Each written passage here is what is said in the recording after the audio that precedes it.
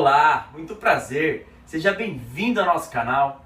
Permita-me apresentar, eu sou o professor Fernando Urias, advogado atuante aqui na cidade de São Paulo, capital. Sou pós-graduado em Processo Civil pela PUC São Paulo. Também sou pós-graduado em Docência no Ensino Superior pela FMU. E esta semana agora eu estou concluindo o curso de Docência na Prática, aplicado pelo professor Carlos Vitter, mestre em Artes Cênicas pela USP, advogado e também professor de cursinho.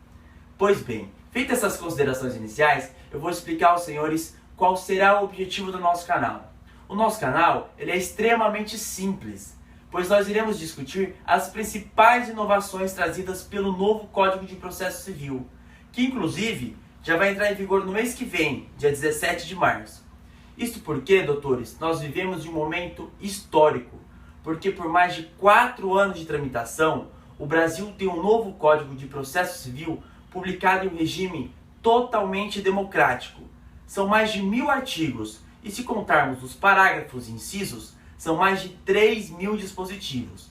E nós iremos estudar pontualmente e de forma objetiva os principais dispositivos do novo Código. Mas não seremos superficiais, ok? Objetivo, mas não superficial. E o tema da nossa primeira aula será petição inicial. Vamos a ela? Joga na tela.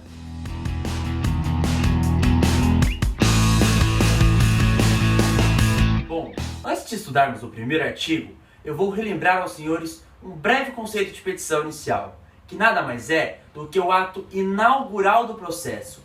É onde se inicia todo e qualquer processo. Ou seja, é um ato pelo qual a parte autora exerce o seu direito de ação, dando seguimento aí à atividade jurisdicional. E dentro deste ato, dentro desta peça confeccionada pela parte, a lei estabelece que sejam seguidos determinados requisitos. E esses requisitos no novo Código de Processo Civil estão dispostos no artigo 319. Vamos ao estudo deste artigo.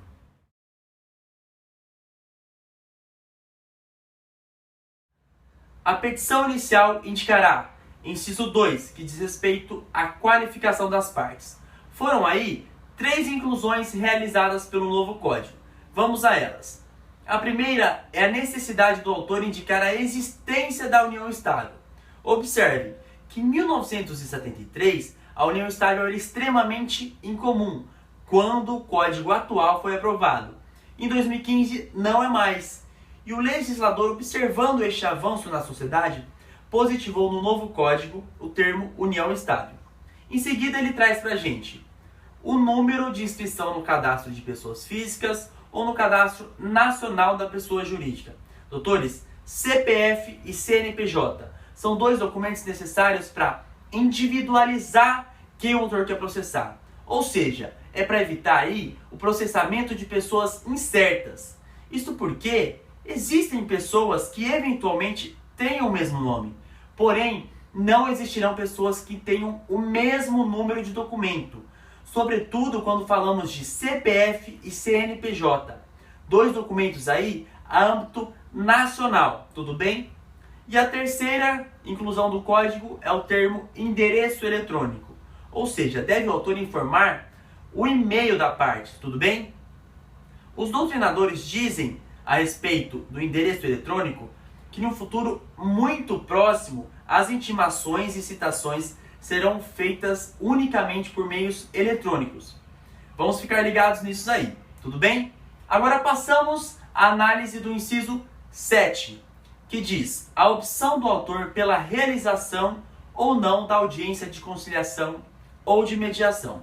Doutores, nós teremos uma aula específica sobre o tema audiência de conciliação ou de mediação. Porém, eu já deixo aqui a posição do professor Fred Didier Júnior, um dos maiores processualistas da atualidade. E ele diz que a ausência desse requisito não gerará o indeferimento da petição inicial, nem necessitará o juiz mandar emendar a petição inicial, ou seja, fazer o complemento desse dado faltante. Deve o juiz, neste caso, observar que o silêncio do autor seja um indicativo para que haja a realização desta audiência. Tudo bem? Por fim, passamos à análise objetiva e conjunta dos 3 parágrafos, primeiro, segundo e terceiro. Esses 3 parágrafos, senhores, dizem respeito ao inciso 2, que é a qualificação das partes. Ele traz 3 situações, que na breve leitura os senhores já vão identificar quais são essas situações. Porém, eu indico que os senhores anotem as 2 bases principiológicas desses 3 parágrafos, que são o princípio do acesso à justiça e o princípio do aproveitamento dos atos processuais. Tudo bem? Eu vou colocar o artigo na tela para que os senhores possam visualizar quais foram as mudanças efetuadas pelo novo Código. Vamos ao artigo.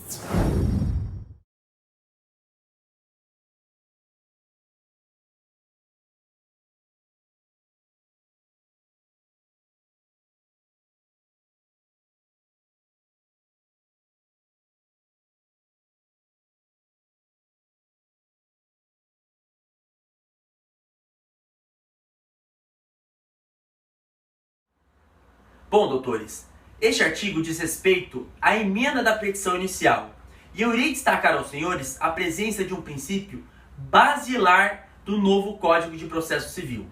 Eu vou ler o começo do artigo e a parte final para que fique mais fácil a nossa abordagem. O juiz determinará que o autor, no prazo de 15 dias, a emende ou a complete, indicando com precisão o que deve ser corrigido ou completado. Senhores, eu quero que vocês destaquem em seus códigos a presença da palavra precisão, porque aí está presente o maior princípio do novo código, que é o princípio da cooperação, que está previsto no artigo 6º.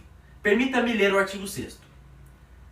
Todos os sujeitos do processo devem cooperar entre si para que se obtenha em tempo razoável decisão de mérito justa e efetiva.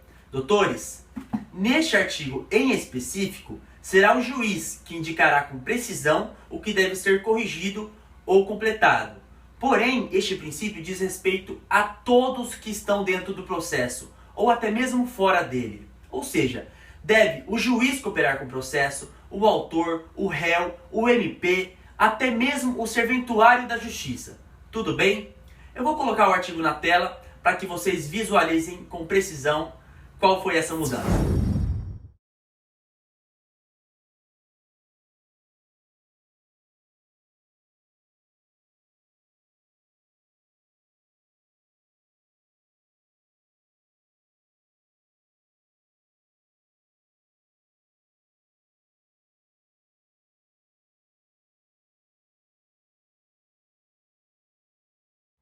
Este artigo, doutores, diz respeito ao aditamento e alteração do pedido ou causa de pedir.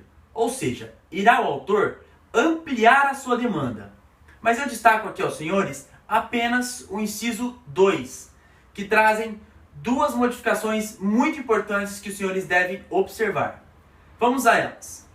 O autor poderá, inciso 2, até o saneamento do processo, aditar ou alterar o pedido e a causa de pedir, com consentimento do réu, assegurado o contraditório mediante a possibilidade de manifestação deste no prazo mínimo de 15 dias, facultado o requerimento de prova suplementar. Eu quero que os senhores destaquem em seus códigos a palavra contraditório e a palavra mínimo. O contraditório diz respeito ao princípio do contraditório, muito bem aplicado neste novo código. E a palavra mínimo é para você, concurseiro ou candidato da OAB. Observe que não é um prazo de 15 dias. Pode haver uma pegadinha em um concurso ou uma prova aí. Porque é um mínimo de 15 dias. Ou seja, pode o juiz dar um prazo de 20, de 30 dias efetivamente. Tudo bem? Vamos ao artigo.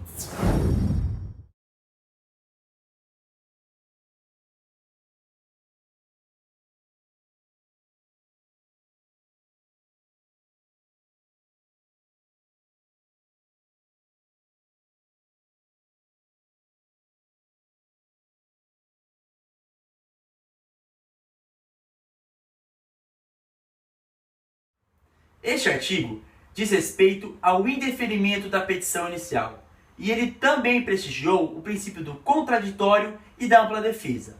E este princípio está disposto no parágrafo 1º e 3º. O parágrafo 1º diz que caso o juiz não se retrate da decisão, o réu será intimado para responder ao recurso de apelação.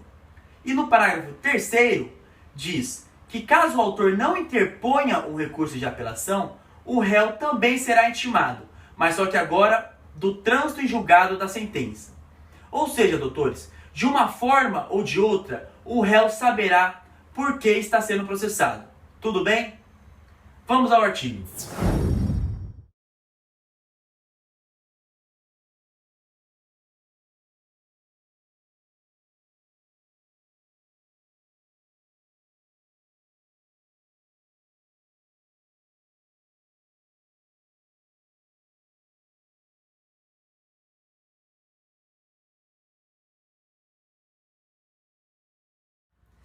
Este artigo está entre os mais polêmicos e inovadores do novo Código.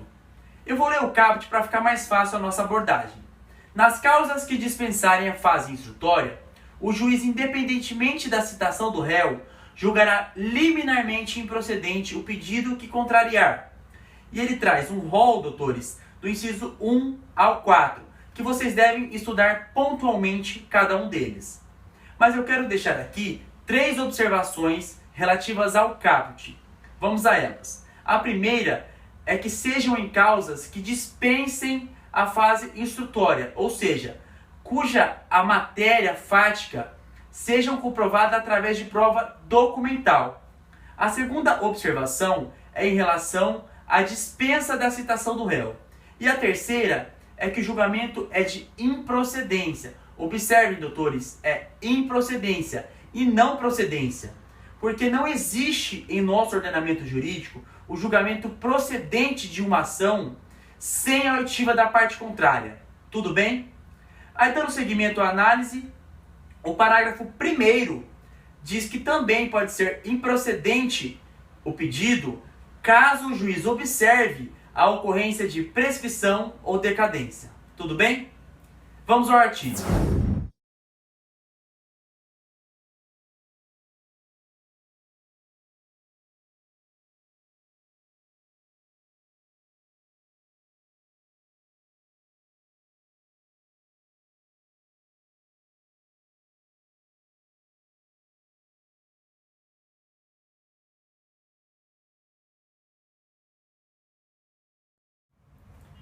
Este foi o nosso primeiro vídeo do canal. O meu e-mail está aqui embaixo para que os senhores me mandem eventuais dúvidas, principalmente críticas para que eu possa melhorar o canal e sugestões.